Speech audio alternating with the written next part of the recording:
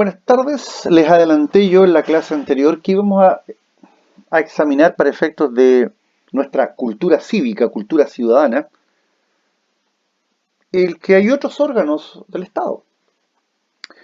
Bueno, vamos a partir y vamos a realizar una especie de análisis general. No vamos a entrar al detalle, pero sí un análisis muy general, pero exhaustivo sobre estos órganos del Estado. El Ministerio Público. A ver, un poquito de historia. Hasta el año 2003, en nuestro país existía un sistema de enjuiciamiento penal inquisitorio, en el cual las funciones de investigación de los hechos que revestían caracteres de delito, de acusación y de juzgamiento estaban radicadas en los jueces del crimen. Es decir, un juez investigaba, él mismo acusaba y él mismo tomaba la decisión si condenar o absolver al imputado.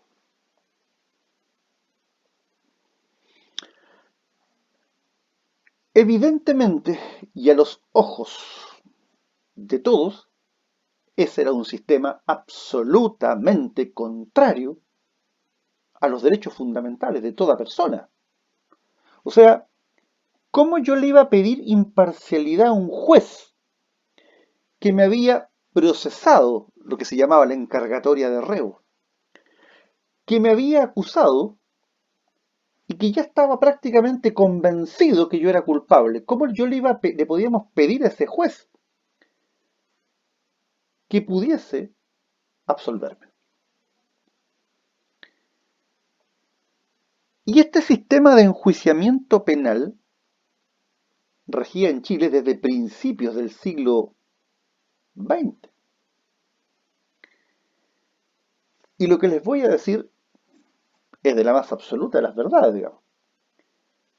Cuando el presidente de la República de la época envió el mensaje presidencial al Congreso para que se legislara sobre un código de procedimiento penal a principios del siglo XX, el presidente de la República sabía, y lo pone expresamente en el mensaje, que el sistema que le estaba proponiendo para Chile era un sistema que ya estaba desfasado en esa época en Europa. O sea, esta es una de las soluciones a la chilena.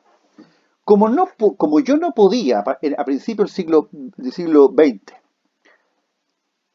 adoptar el sistema moderno que estaba imperando en esa época en Europa, finales del siglo XIX, principios del siglo XX, ¿qué fue lo que hicimos? Tomamos el sistema que Europa ya lo había dejado por obsoleto, y que era el sistema de enjuiciamiento del siglo XIX, del siglo XVIII. Y nosotros lo pusimos en el siglo XX. Y ese sistema duró hasta el año 2003. Esas cosas solo pasan en Chile. Si alguien quiere leer sobre esto, váyanse a lo que es el Código de Procedimiento Penal, que rigió en Chile hasta esos años, y vean el mensaje. Y ahí el presidente dice, tengo la convicción y el conocimiento que lo que estoy proponiendo para Chile es un sistema de enjuiciamiento penal que hoy día Europa ya no lo utiliza. O sea, llegamos tarde por todos lados. Ahora, cuando Chile vuelva a la democracia, una de las consecuencias de este retorno a la democracia fue que la comunidad internacional lo dijo, mire, si usted quiere reinsertarse en ella, usted, Chile, va a tener que necesariamente adaptar sus legislaciones. No puede tener un sistema de enjuiciamiento donde estén concentradas las funciones de investigación y resolución en manos de una misma persona. Porque eso atenta contra todos los tratados internacionales en materia penal. Porque no debemos olvidar algo. La seguridad ciudadana es muy importante para todos nosotros. Pero no podemos olvidar que tras la seguridad ciudadana y tras la víctima, que yo creo que es importantísimo empatizar con la víctima, pero no podemos olvidar que los imputados son seres humanos, son personas que deben ser tratadas como tales en toda instancia, incluso cuando estén cumpliendo una condena. Porque la pregunta es, ¿quién de nosotros está libre de no cometer un hecho que reviste caracteres de delito o de delito culposo? ¿Alguien me puede decir a mí que estamos libres de no atropellar a alguien? ¿Que no estamos libres quizás un día que nos tomemos un trago de más, atropellar, manejando en estado de ebriedad, causemos lesiones o muerte? ¿Alguien me puede decir a mí que estamos libres en un momento de arrebato u obcecación de no quizás dañar o lesionar o matar a un ser querido? O defender por legítima defensa nuestros bienes, nuestras parejas, nuestros hijos. ¿Y qué es lo que esperaríamos? Ser tratados dignamente. Entonces, era evidente que había que cambiar el sistema. ¿Y en qué se tradujo el sistema? En que hoy día en Chile hay un órgano que investiga, que es el Ministerio Público, y otro órgano es el que resuelve. Los tribunales de garantía, por un lado, o los tribunales de juicio oral, por el otro, dependiendo de una serie de situaciones que no es del caso tratar. ¿Qué es el Ministerio Público entonces? Es un organismo autónomo cuya función es dirigir la investigación de los delitos, ejercer la acción penal pública, es decir, llevar a los imputados ante los tribunales, si corresponde. Dar protección a las víctimas y testigos. Se organiza una Fiscalía Nacional encabezada por un fiscal nacional y 18 fiscalías regionales, cada una de las cuales son dirigidas por un fiscal regional y un equipo directivo. En cada región hay fiscalías locales, que son las unidades operativas de las fiscalías regionales, que están compuestas por fiscales adjuntos, ayudantes del fiscal y otros profesionales como psicólogos, asistentes sociales, técnicos y administrativos. Aquí en Chillán, la Fiscalía del Ministerio Público está ubicada en un edificio que se encuentra en calle O'Higgins, la avenida O'Higgins, con calle Gamero. La Fiscalía trabaja en colaboración con Carabineros de Chile, la Policía de Investigaciones de Chile y los organismos auxiliares como el Servicio Médico Legal, el Servicio de Registro Civil e Identificación y el Instituto de Salud Pública. Entonces, nosotros vemos hoy día, estamos acostumbrados a ver los fiscales dando en puntos de prensa, dando información, siendo ellos los que dirijan la investigación. Me parece que de un punto de vista es muy importante. O sea, es fundamental haber separado la función de investigación de la función decisoria. Por esa razón es que creo yo que esta institucionalidad nueva de los fiscales vino en el fondo a subsanar un tremendo tema. Un tremendo tema. Ahora, la justicia, ahora si quisiéramos conversar de la justicia penal, ese sí que es un tremendo temazo. Rehabilitación, reinserción, reincidencia, cárceles concesionadas, cárceles públicas, costo al Estado por cada imputado, eh, a ver, la educación al interior de las cárceles, qué pasa con las actividades recreacionales, qué pasa con la posibilidad del trabajo. O sea, este es un tema muy potente. Y lamentablemente, este es un tema muy, muy dejado de lado. ¿Qué pasa con los niños infractores o los adolescentes infractores de ley? Todo lo que es el cename. Eso es una tragedia. Es una verdadera tragedia. El hacinamiento carcelario. No, es un tema muy complejo. Muy, muy complejo. Las cárceles de alta seguridad. Las cárceles de baja seguridad. Lo que está claro que en las cárceles tipo, las normales, el 70% de las personas que egresan reinciden. Y ese es un tema. O sea, es un tema. Otro órgano público, y que ha estado tremendamente cuestionado en el último término, es el Tribunal Constitucional. Recuerdo que en alguna de nuestras clases anteriores nosotros estudiamos la llamada supremacía constitucional y los mecanismos para eh, resguardar esta supremacía constitucional. Y vimos que había mecanismos políticos y jurídicos, y dentro de los jurídicos estaban los preventivos y los sancionatorios. Y en ambos casos nosotros, cuando hablábamos de mecanismos jurídicos preventivos y sancionatorios, mencionábamos al Tribunal Constitucional.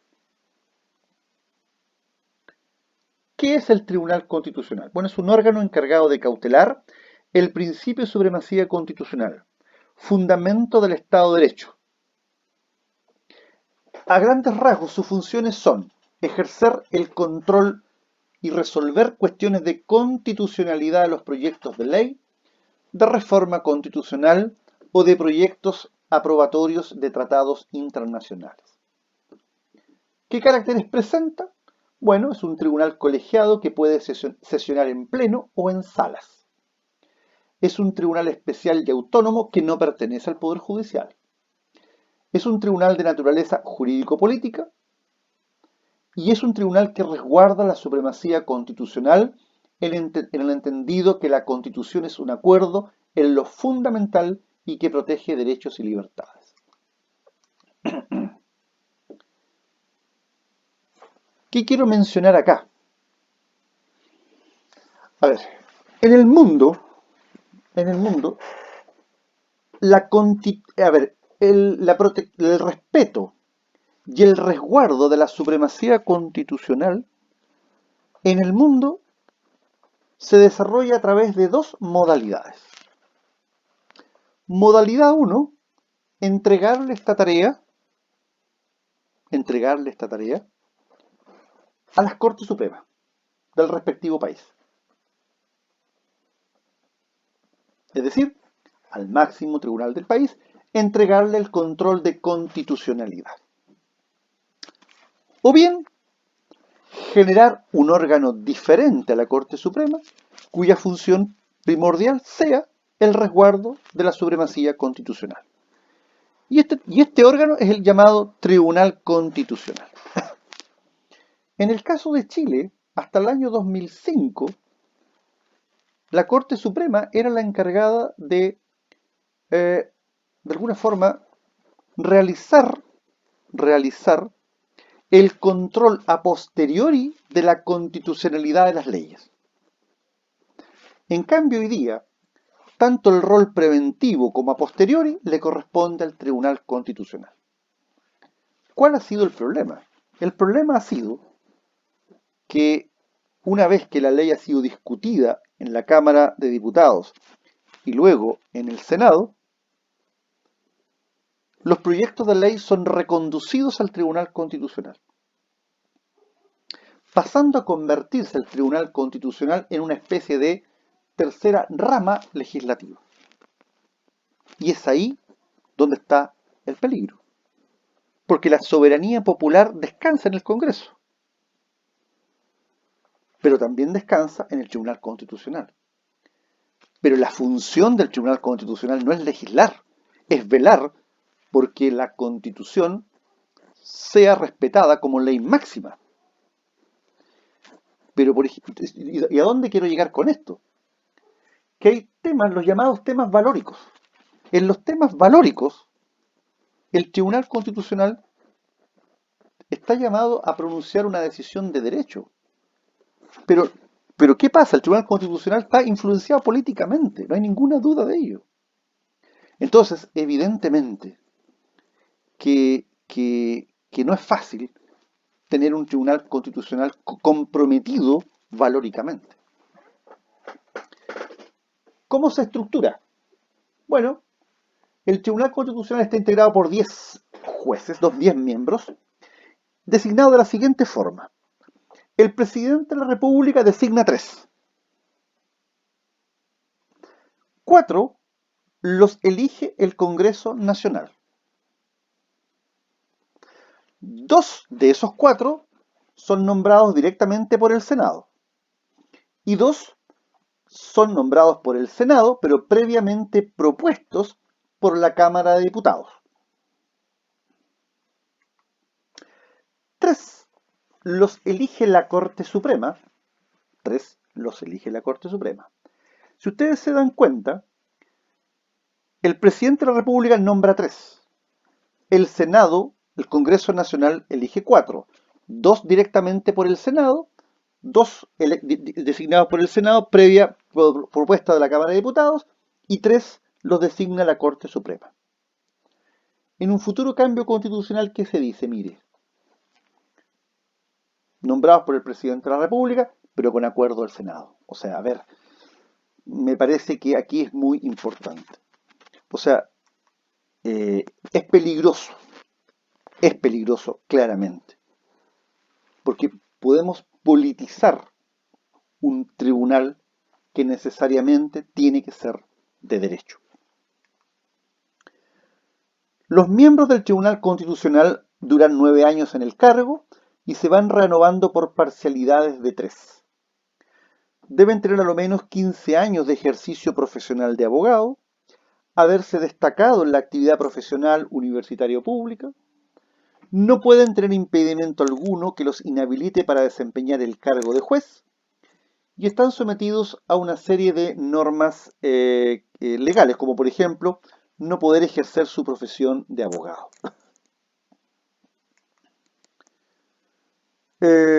Son inamovibles y no pueden ser reelegidos, salvo aquel que lo haya sido como reemplazante y haya ejercido el cargo por un periodo menor a 5 años. Cesan en sus funciones, al igual que el resto de los jueces de los tribunales ordinarios de justicia, a los 75 años de edad.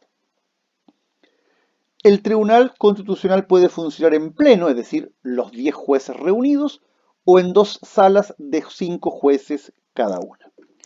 Cuando funcionan en pleno, el quórum mínimo para sesionar será de 8 miembros y cuando funcionan en sala, a lo menos 4.